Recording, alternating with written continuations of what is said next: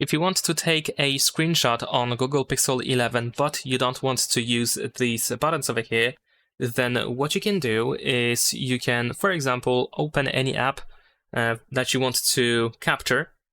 So let's say I want to take a screenshot of this app over here. I can go to Recents or Background Apps. And then here below, as you can see, we have the screenshot button. So we can tap on it to easily take a screenshot. Unfortunately, we cannot take a screenshot like that of the home screen or the app drawer. It works only for apps. Now, besides that, we can also set up the double tap back gesture, and we can capture a screenshot with it.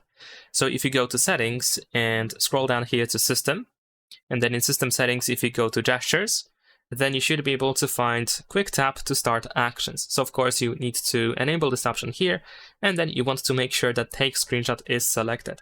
Now you should be able to double tap the back of the phone in order to capture a screenshot. And usually you just have to tap somewhere over here where we have the Google logo. And gentle tapping should also work, although in these settings you should be able to activate the requirement for stronger taps. And unfortunately, I still can't figure it out where exactly we need to tap, because sometimes it just works, sometimes it doesn't. I'm not sure why is that, but I'm pretty sure you can figure it out. And last but not least, you can also open the settings on your phone, and we're gonna go back to settings actually over here. There we go. And if you scroll all the way down, you can find accessibility.